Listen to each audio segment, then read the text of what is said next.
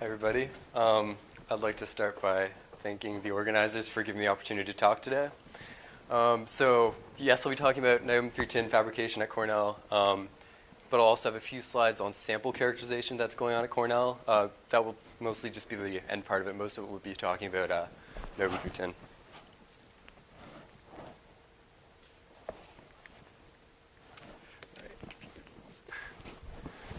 Okay, so I'll start with some motivation, then go on to a little theory all about niobium 310, talk about the Wuppertal method for making niobium 310 films, the results that they got, and then go on to activities at Cornell. So most of you probably know most of the motivation, but I'd like to go through it just to give a full picture of what we're doing here. So over the years, 40 years or so, SRF cavity preparation techniques have improved from a ton of research and development. Cavity gradients are approaching the fundamental limit set by the superheating field of niobium. This is the field above HC1, where it's kind of like superheating, where it's a non-equilibrium state, and it exists for radio frequency fields, and you can get above HC1. It's the field at which vortexes start to penetrate. As beam energy demands continue to rise, accelerators will have to become longer because they can't, because we're approaching this fundamental limit, really can't get much higher in gradient.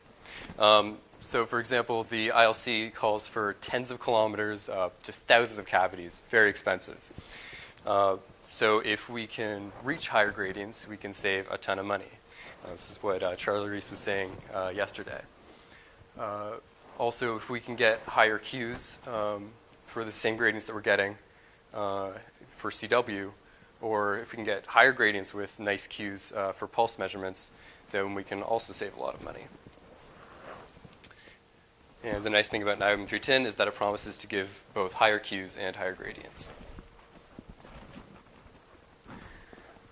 So a little theory about niobium 310. First, a basic Ginzburg-Landau theory calculation will tell you that because the TC of niobium 310 is higher, it'll give you a higher Q than niobium for operation at the same temperature. Ginzburg-Landau theory also tells you that superheating field is for a superconductor with a large kappa is 0.75 times the HC, but this Ginzburg-Landau theory is only valid near TC. If you want to look at lower temperatures, such as 2K, where a lot of accelerators operate at, that result isn't really accurate anymore. A recent theoretical calculation done by Gigi and Sethna from Cornell, using the Eilenberger equations, give the behavior at lower temperatures.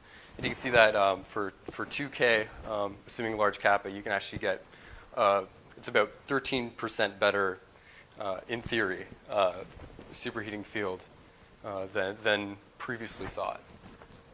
As you can see, niobium 310 is here, and there's also a calculation for MGB2. Of course, that's ignoring things like the double gap that may give you problems that we were just talking about. So this theory indicates that for perfect films, you should be able to get to 120 megavolts per meter with niobium 310. That being said, well, let's look at what perfect niobium should give you, and that's 55 megavolts per meter. But after years of research, like I was saying, 40 years, we're still stuck around 30 megavolts per meter in real accelerators. So maybe after a lot of research and development, niobium 310 or other new materials could outperform niobium. Compared to niobium, there's hardly been any development towards niobium 310. So maybe we can push that. But there has been some, and the best performance that has been achieved for niobium 310 in RF tests was using the vapor diffusion technique at Wuppertal University in the 1980s and 1990s.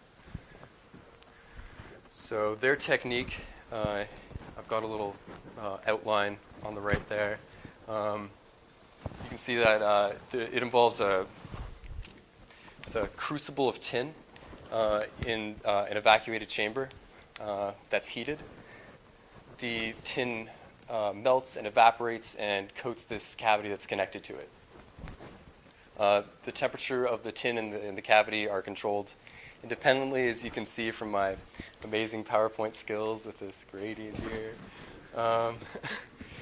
And you can see there's also a little thing of tin chloride that's there to nucleate the growth sites for niobium-3 tin early on. So it evaporates before the tin. Just some details.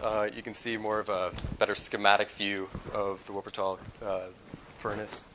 One of the Wuppertal furnaces, they actually built a few for different frequencies this is the multi-cell one. They also had single-cell ones. So initial heating and degassing at 200 C, then nucleation at 500 C, and then heating takes 5 hours. Growth at 1100 C for the cavity, 1200 C for the tin source. This goes on for 3 hours. And then the tin heater is turned off, but the cavity is still hot for 30 minutes to just let the tin diffuse in and avoid excess tin on the surface that will not give you the superconducting performance that you want. You can see it takes about a day to make one of these things. Some of the results that they got, these are CW tests, Q versus E curve. This actually has the best result that was achieved. It's this top curve here. You can see like really, really good Qs. So it's got really great potential. Unfortunately, there was Q slope at about 5 megavolts per meter, and this is pretty typical for these Wuppertal tests.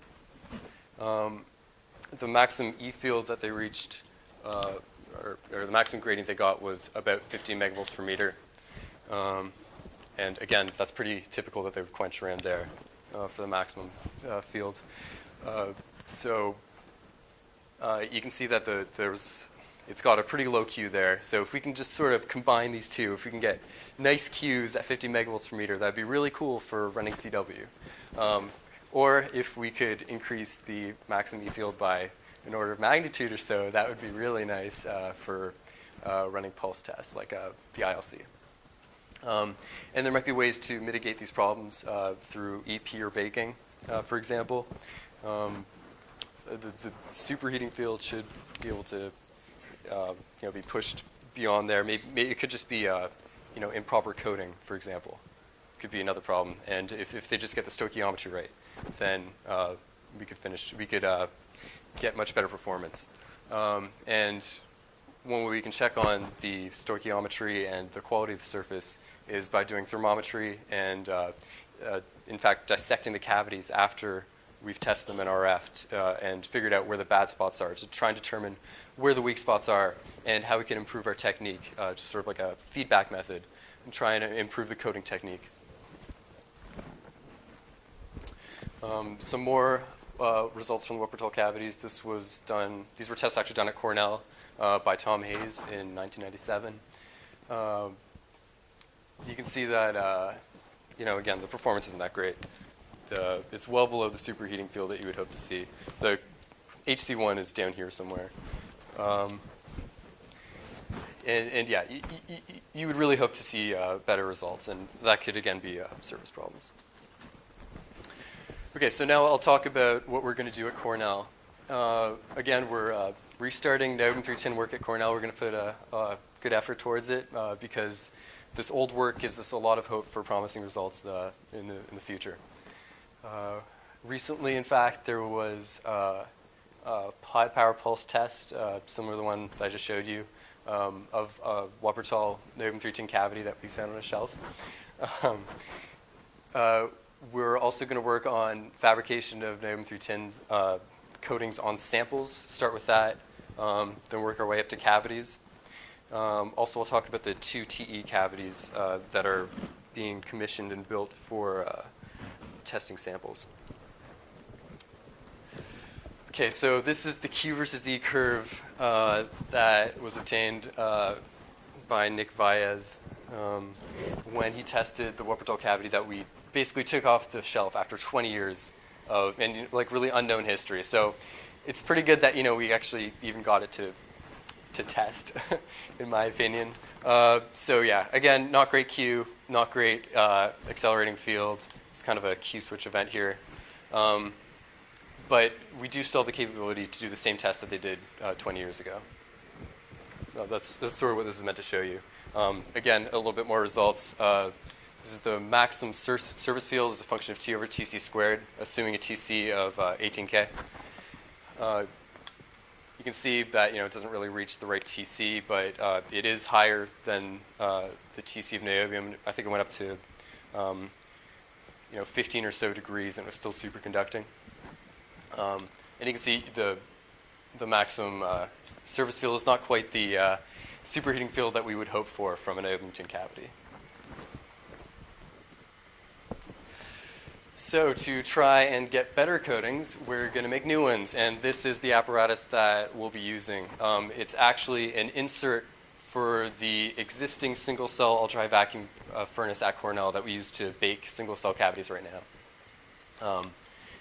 It's mostly niobium where it's going to be hot, stainless steel above. It's going to have a separate vacuum chamber from the UHV furnace vacuum chamber.